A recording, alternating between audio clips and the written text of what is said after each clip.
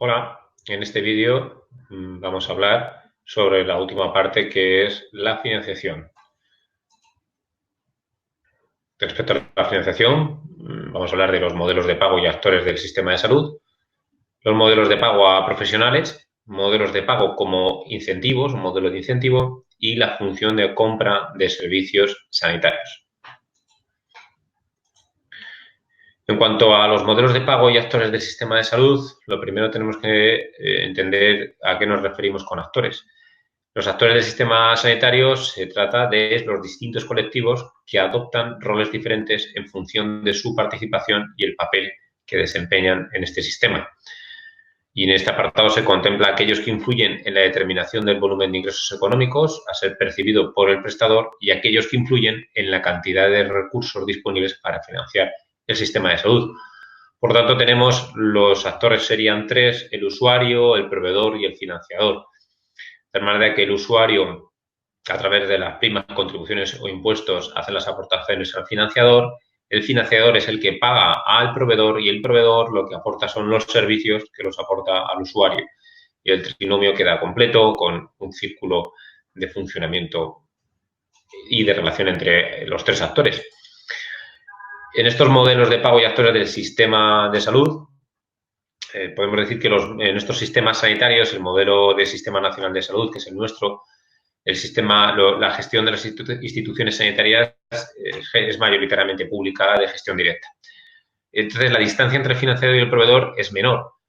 El financiador es el gobierno de la comunidad autónoma, en nuestro caso, por tener descentralizada la gestión, la sanidad, la atención sanitaria, y a la vez suele gestionar y tener en propiedad el órgano prestador de los servicios, es decir, el servicio de salud.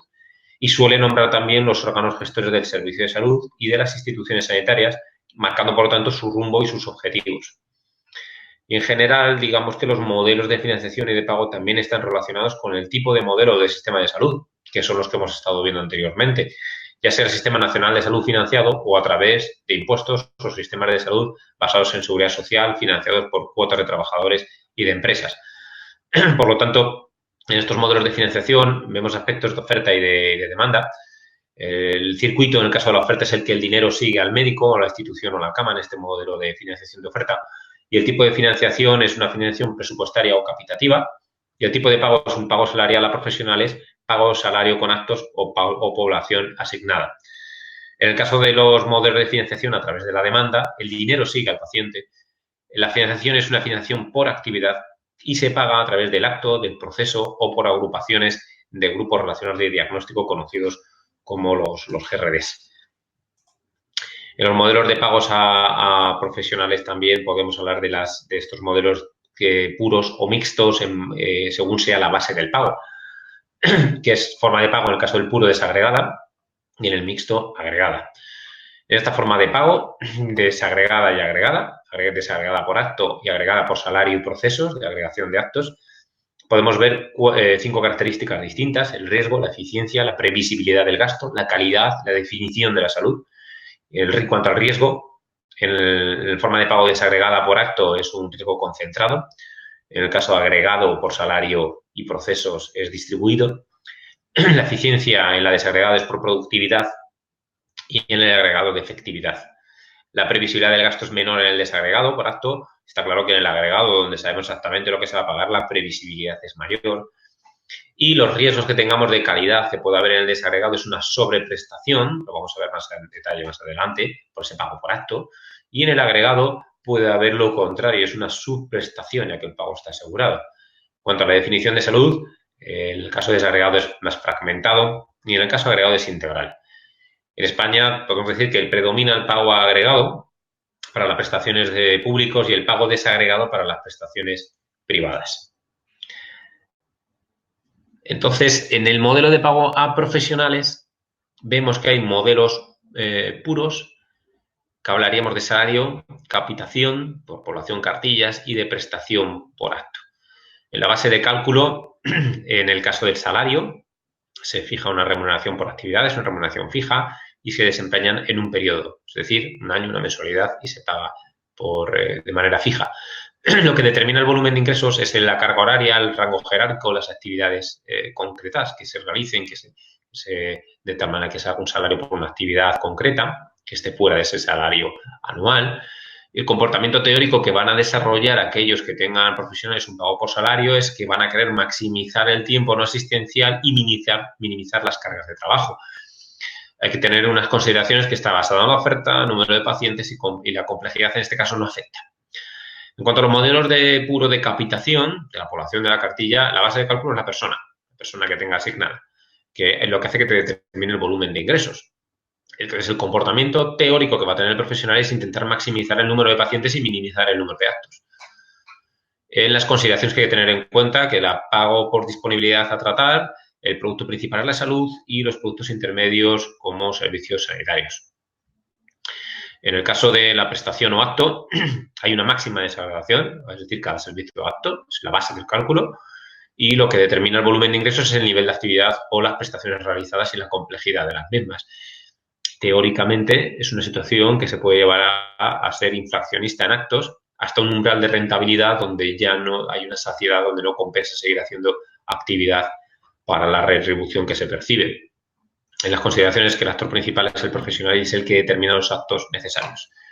Las premisas del pago por acto es que sean actos sencillos, medibles, que hay que valorar en tiempo de trabajo, los recursos humanos y los recursos materiales, que hay una baja variabilidad en el uso de los recursos humanos y materiales y el financiador, por supuesto, debe controlar la veracidad de los actos facturados.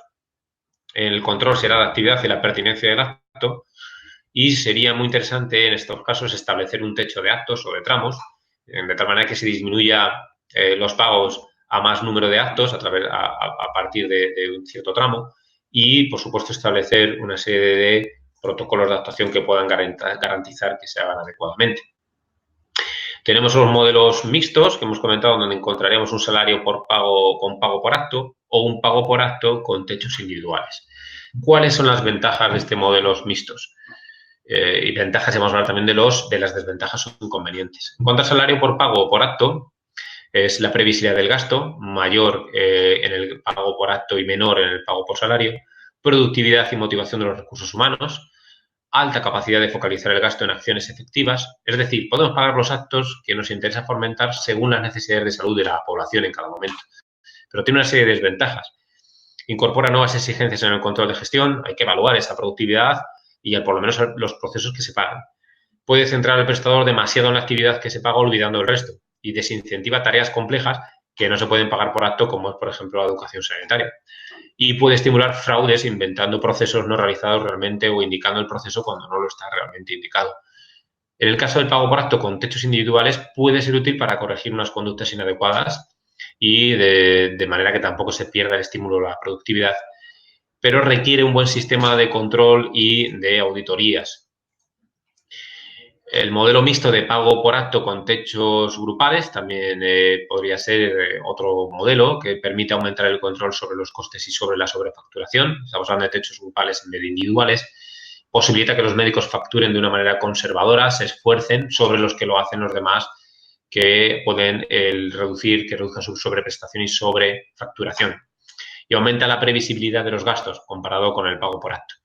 También tiene desventajas, por supuesto, y es que puede terminar penalizando a los médicos cuidadosos más que aquellos que aumentan las prestaciones como una forma de incrementar sus ingresos personales, búsqueda de retribuciones personales y rendimientos propios. Y al fijar los límites a los ingresos con los patrones de atención de los médicos, pueden alterarse estos patrones, ¿no? Esos límites de ingresos. Y los servicios y los usuarios poco atractivos pueden ser los primeros en abandonarse. En cuanto a estos modelos de pago como modelos de incentivos, se habla en general de dos variables en los incentivos, que es pagar por ser o pagar por estar y pagar por hacer. Dentro del hacer se puede hacer de una determinada manera, hacer o hacer bien. Clásicamente, por lo tanto, pues se consideran estas 4 dimensiones en esas líneas de los modelos de retribución en función del componente al que se dirigen. Estar corresponde al componente de salario ligado a la profesión requerida, titulación, especialidad, las características de ese puesto de trabajo.